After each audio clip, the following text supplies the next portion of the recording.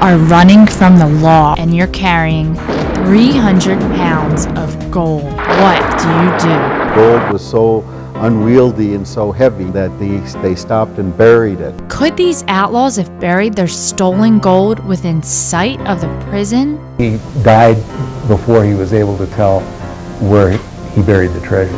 Join me, Joanna Skye, for the next Lost Legends of the West.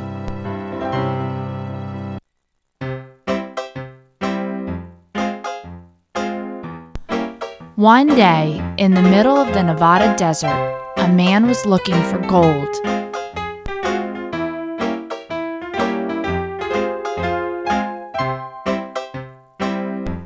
Then he found some. And then he found some more. Almost overnight, a small mining camp grew and grew. This was one of the biggest booms ever.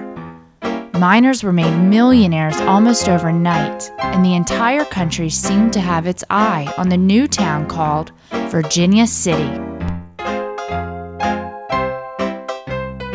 This was almost too good to be true. The mine seemed to have no end. The rich gold would pour out of the mine day and night. This was to become the world-famous Comstock Lode. The United States had never seen anything like Virginia City before. With only 2 mints in the entire country, they decided to build a new mint in Carson City, which was just 13 miles from Virginia City. This proved to be a very dangerous 13-mile trek. There were many holdups by people trying to cash in on the Comstock Lode in their own way. One day, a Wells Fargo stagecoach left from Virginia City filled with 300 pounds of gold. The journey seemed to be going fine when they stopped at a small town called Empire. Empire was only 4 miles from the mint at Carson City. Shortly after leaving Empire, the stagecoach was robbed by 4 men. The driver rushed to Carson City, and within an hour, the posse had found the 4 robbers, but no gold. A shootout left 3 of the 4 men dead. The 4th man claimed they buried the gold. He also claimed he could see the burial spot from his jail cell window. Manuel Gonzalez was sentenced to 22 years in the Nevada Territorial Prison. After only 8, the governor issued him a pardon because he was a model prisoner. And as you can imagine, everyone from local townspeople to federal agents watched his every move to see if he would go get his gold. But to this day, there has not been one report of anyone recovering it. So in this episode, we are going to try and track down as many clues as we can in order to find the Wells Fargo lost gold. Every legend has some truth. Every truth has some legend.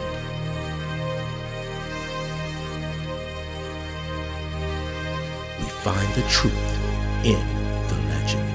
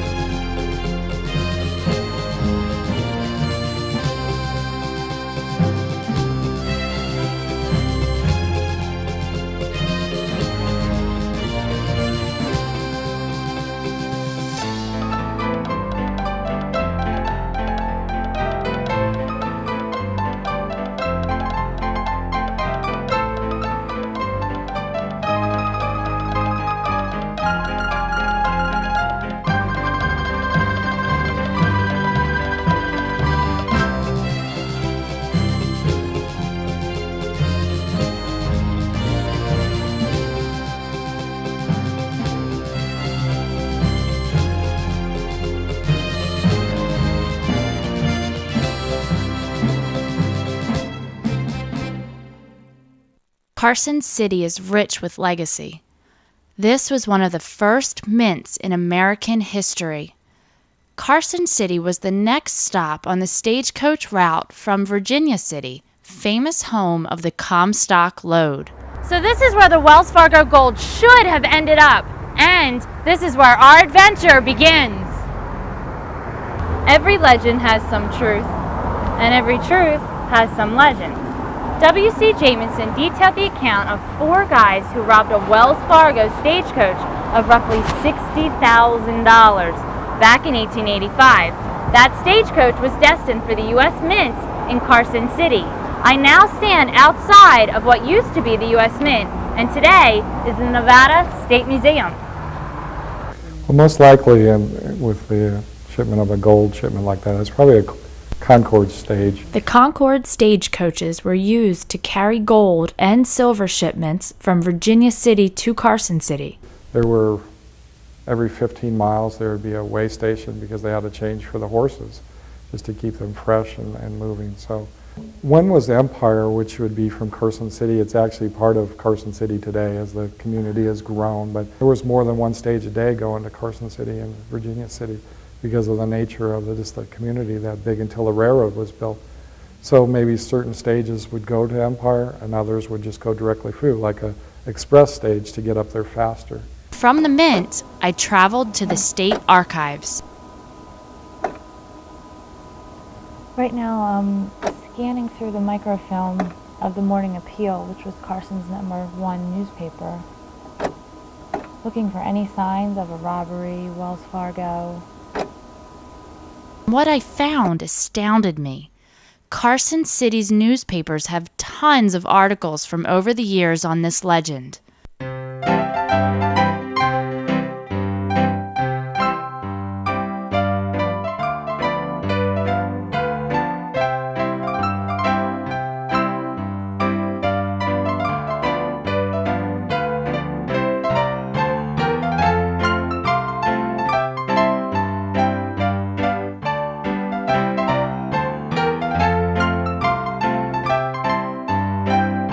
There are a lot of people that come in every summer and they're looking for lost treasures or stolen loot or things that have been buried. Some people had read this book by Matt Penrose, who was the warden of the state prison in the 1930s, and he published a book called Pots of Gold.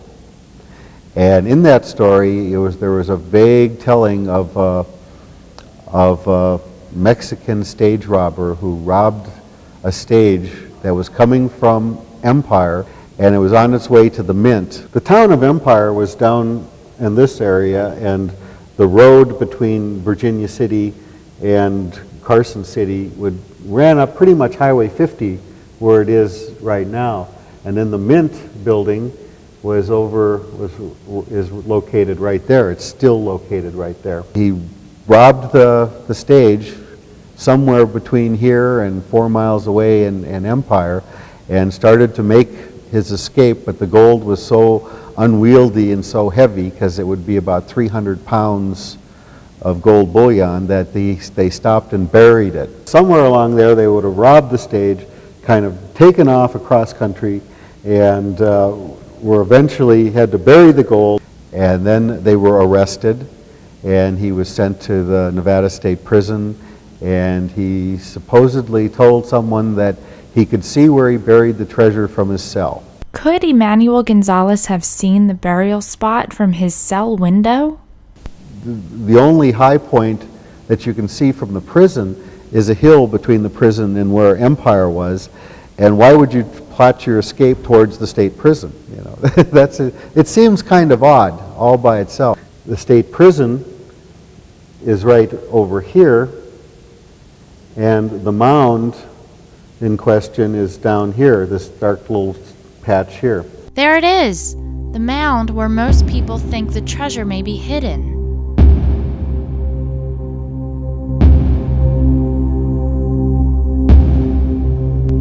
A storm was fast approaching, but I think I'll be okay.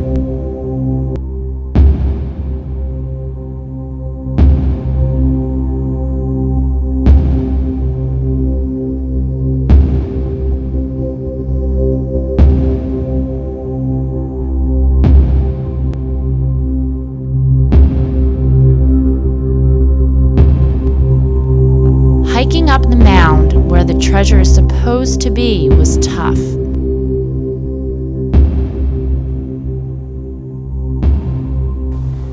This is where many treasure seekers believe the gold to be buried. No way! Look how far away the trail is.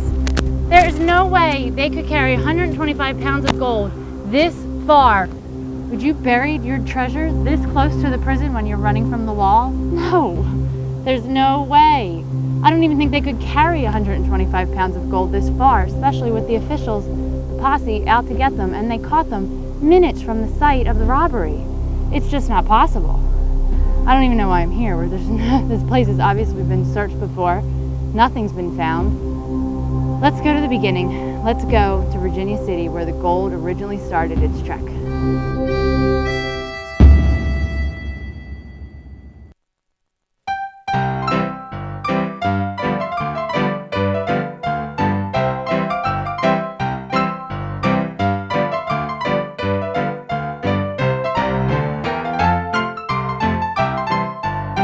Virginia City is rich in Wild West history.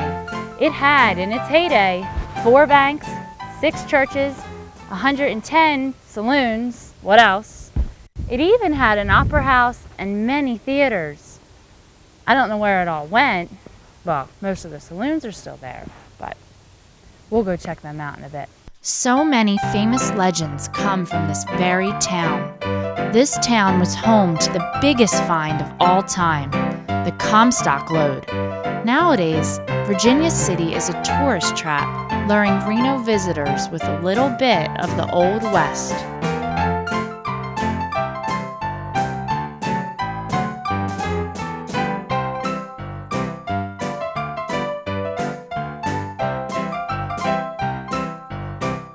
I'm inside a vault from 1864. This vault actually has seen more than $1 billion pass through in gold and silver. These walls are more than 2 feet thick.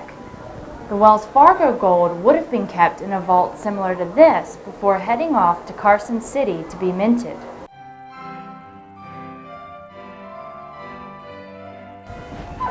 The one thing people spent more time doing besides mining and drinking is gambling.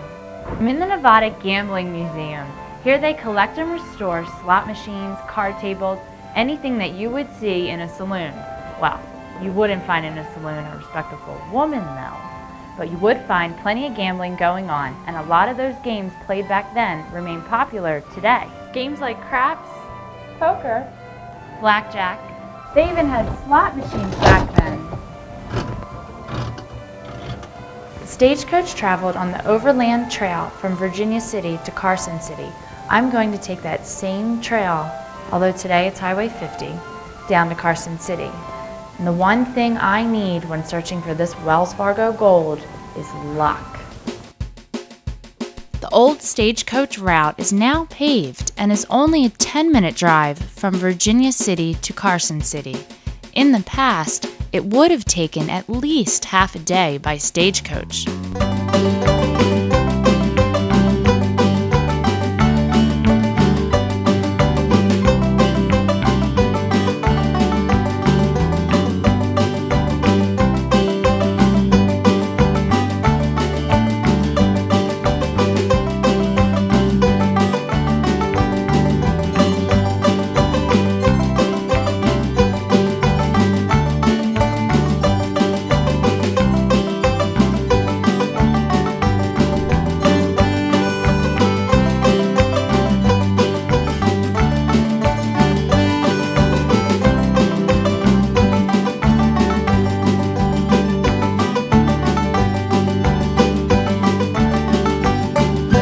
That's the Nevada State Prison directly behind me, built in 1862. Now in 1885, Gonzalez was sentenced at the courthouse downtown to here for 20 years. Right now, I have a meeting with the warden. It's kind of unique to Nevada. Nevada gaming was authorized in 1932, and so subsequently, why not have a casino within the prison? So from 1932 up to 1967, there was a casino here within the prison, and it was called the Bullpen. And it sat right in the middle of the yard, and they had blackjack tables, crap tables, they had high and low ball, they bet on horses, and all the other, anything you could bet on, they bet on here. They used what they call brass coins, or they were brass coins, they were their own money. The book you're talking about, the specific book you're talking about, is authored by Matt Penrose, who was the warden of this penitentiary, or this prison, and he wrote Pots of Gold, and in the mid-20s. And there's two books. Whenever an inmate comes to prison, there's two books. There's a ledger book that has them when they come, when they either die or they leave or they expire their sentence. One of them I have in my lobby here in the display case of all of our memorabilia. The other one is missing, and I believe that he is in that book. I just had to ask the warden if he believed the legend was true. I don't believe in the fact that, he all of a sudden he decided he was going to give it up and he keels over. I think that might be a little bit of I don't want to say fairy tale, but it might be a little bit stretched. But I do believe that he died before he was able to tell where he buried the treasure. This prison is an amazing part of history. I can only imagine a lone prisoner being kept up at night staring at the location of his treasure. So close, yet so far.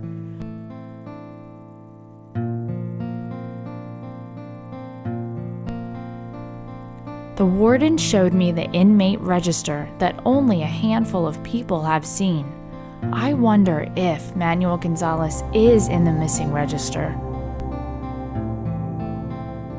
I've gone up to the 3rd floor of the jail, and as you can see, the window right here, the mountains are straight out there, so that is what Gonzalez was looking at. So his gold is somewhere out there.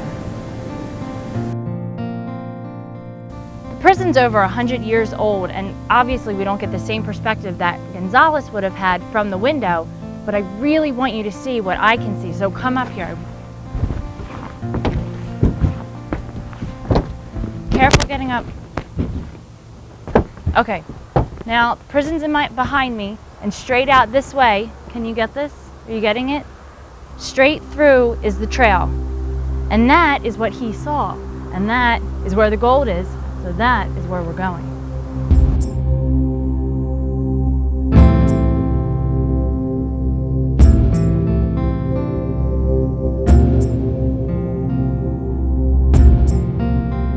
All right, this is where the stagecoach robbery took place because the town is just behind us in our view about a mile away. Let's go ahead and start looking.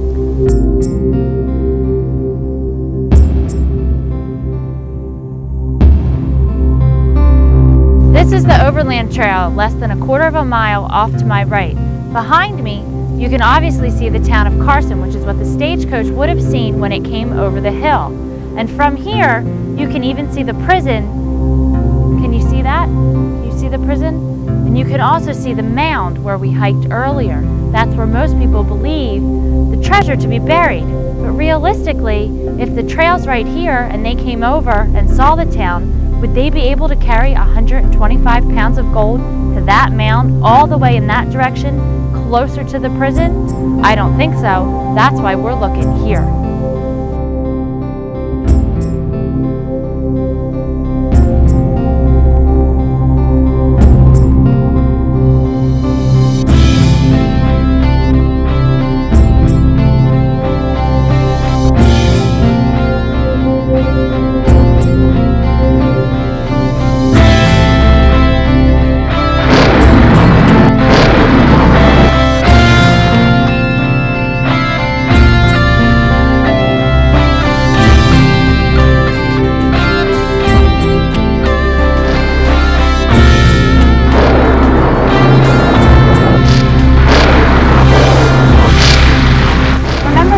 From the Nevada State Museum, he really made me think.